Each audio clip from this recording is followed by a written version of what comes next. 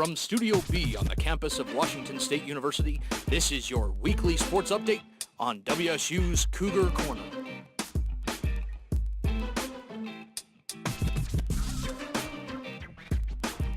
Welcome to the very first edition of WSU Cougar Corner on Murrow News 8. I'm Austin Getz. Thanks for joining us. Yesterday, Washington State announced their football schedule for next season. The Cougs will play 7 home games and 5 road games and have a bye in the 7th week of the season. Homecoming will be played on September 29th against Utah, and Dad's Weekend will bring the Cal Golden Bears into Pullman on November 3rd. The Washington State University volleyball team is on the road in Oregon. The team's record is 15-13 overall, but just 4-12 in the Pac-12. WSU played the University of Oregon at 3 p.m. today and are now headed to Oregon State for a game on Sunday that will be shown on the Pac-12 network. The University of Oregon won 16 games and lost 8, while Oregon State has won 19 games and lost 9. The Cougs will be a good matchup for the Beavs at 3 p.m. The WSU women's soccer team took on the Tennessee Lady Volunteers in the second round of the NCAA tournament this morning. This is the first time that the WSU women's soccer team has qualified for the second round of the NCAA tournament. The Cougs knocked off the University of Central Florida in the first round.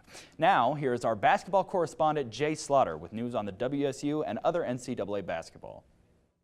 The Cougars basketball team hosted Seattle University Redhawks for the first time since 1990 Wednesday night at Beasley Coliseum. Our reporter Doug Taylor tells us what happened during the game. First half, it looked like more of the same from WSU. Missed opportunities and turnovers, with the Redhawks from Seattle U in control for most of the first half and into the second. Junior guard Viante Daniels kept the Cougs within striking distance, though, hitting 3 three-pointers on the way to a career-high 17 points. Then, in the second half, sophomore transfer Carter Skaggs showed what he came to Pullman to do, put on a scoring exhibition. Though it didn't show as much on the score sheet Sunday afternoon in the overtime win over Texas Southern, Skaggs made a valuable contribution, getting a rebound and a layup in the last minute to tie the game. Tonight, though, it was all on the score sheet. At one point, Skaggs scored 17 straight Cougar points, finishing with 26 alongside 7 rebounds. He closed his night with this 4-point play, leading WSU back from a 10-point deficit to a 75-59 victory over Seattle U. The key word for both players and coach post-game, rhythm. Once I hit the first one, they just got into a rhythm and a flow and felt super comfortable. I was just taking the shots that the defense was giving me, and I was in rhythm. Because the good thing is that this young team has kept its composure. They've made the adjustments. We hit our stride, hit our rhythm, and they've taken off in the second half in 2 ball games. Not only offensively, but it's all been triggered by your defense. The Cougars go to 2-0 on the season, and they'll try to make it 3-0 Saturday afternoon against the Idaho State Bengals at Beasley Coliseum. Doug Taylor, Murrow News 8. The WSU men's basketball team looks to continue its home court advantage as it hosts Idaho State this Saturday at Beasley Coliseum. The Cougars remain unbeaten at 2-0 while the Idaho Bengals look for their first win. After the Bengals, the Cougs take on St. Joseph and University of Pennsylvania on November 23rd. After they take on the Ags at Davis on December 2nd, then back for the Vandals and the UTEP game.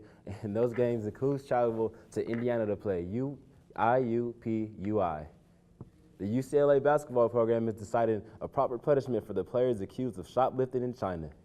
USC is contemplating whether they will suspend these players for half of the season or the entire season. Leandro Ball, Cody Riley, and Jalen Hill were suspended indefinitely from the program following the return to the States. If the year suspension is enforced, Hill and Riley could transfer as they were ESPN top 100 recruits. Michael Porter Jr., the highly touted freshman and potential #1 overall pick in 2018 NBA draft, sat out another game to begin the Missouri college basketball season.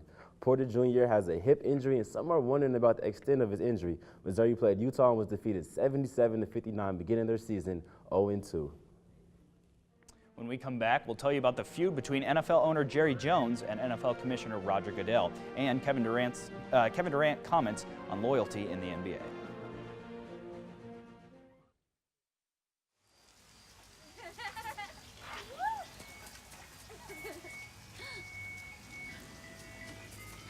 Mom, can we get some ice cream? Please, Mom, please. No, we're having dinner soon. Please.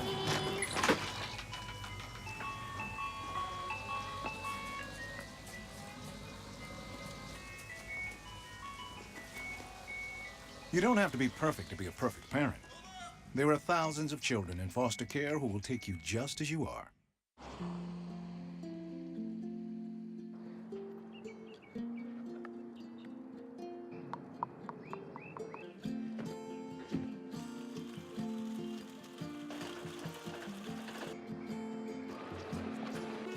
Dad's home!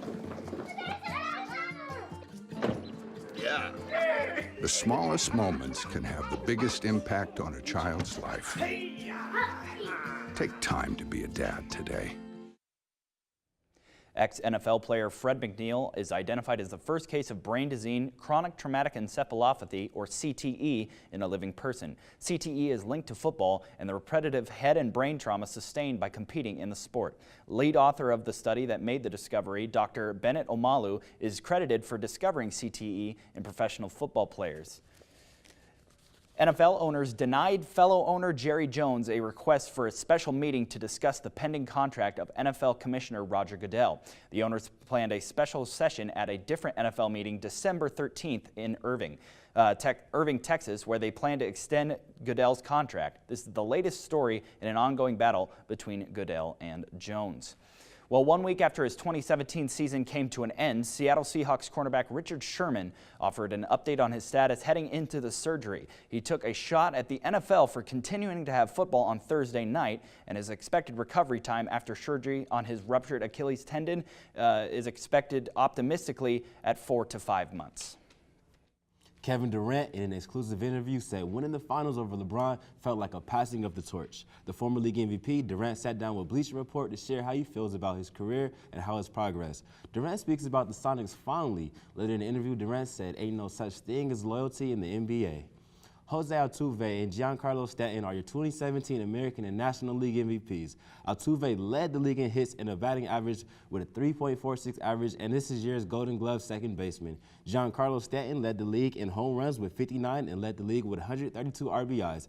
The Cy Young winners were announced earlier this week. Corey Kluber and Max Scherzer were given these awards. This is the second Cy Young in Kluber's career, and Scherzer becomes the 10th pitcher in MLB history to win the award 3 times. When we come back, we'll recap the action from Thursday Night Football, and we'll show you highlights from around the NBA.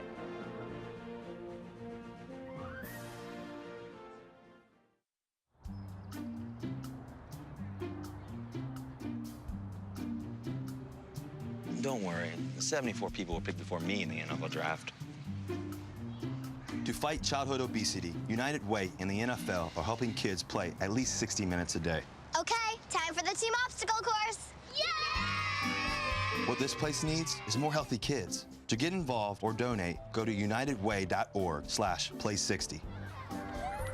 Now I get it. No more pencils, no more books, no more teachers, dirty looks. School's out for summer. What this place needed was better graduation rates. So we worked with schools like Henry Ford High, and now they're up 18%. To help us do more good this year, go to unitedway.org, because great things happen when we live united. It was an exciting evening in sports last night. Let's get to the highlights. Well, it was a battle of division leaders Thursday night as the Tennessee Titans took on the Pittsburgh Steelers at Heinz Field in the first quarter.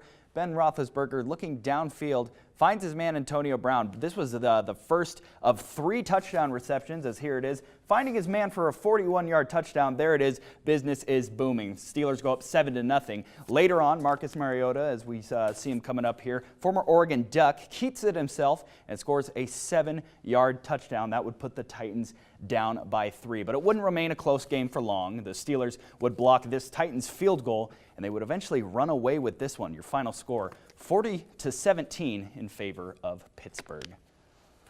Kevin Durant and the Golden State Warriors on the road taking on the red-hot Celtics in Boston. Second quarter, former Cougar Klay Thompson would find Andre Iguodala. And as you can see, Flight 9 still very much cleared for takeoff. Now we'll go to the fourth quarter. Kyrie Irving misses this layup. Al Horford does not. And that slam would tie things up later in the fourth. We have Kyrie Irving coming in off the inbounds pass, the hoop plus the foul, and that would he would hit the free throw, put the Celtics up. Now later in the game, Warriors down by 2. Kevin Durant gets a good look to try and tie it, can't get it to go, and the Celtics would hold on to win their 14th game in a row. The Houston Rockets defeated the Phoenix Suns last night in one of the highest scoring games the league's ever seen. Houston scored 45 points in both the first and second quarter to record a 90-65 lead, and that was just at halftime. This was Chris Paul's first game as a Houston Rocket, and he recorded 11 assists, which ultimately helped James Harden score 48 points. After the game, Harden said he is glad to have the midget back, and Chris Paul joked back as he said he would be the one to get close to 50 points and doesn't get it. When we come back, a college basketball player loses a piece of clothing and makes a steal all in the same play. Don't go away.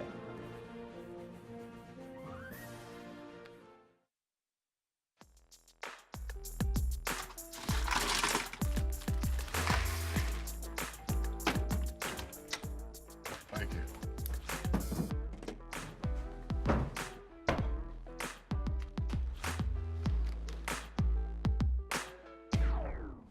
You got a king? Go fish. In your face, in your face. The smallest moments can have the biggest impact on a child's life. Take time to be a dad today.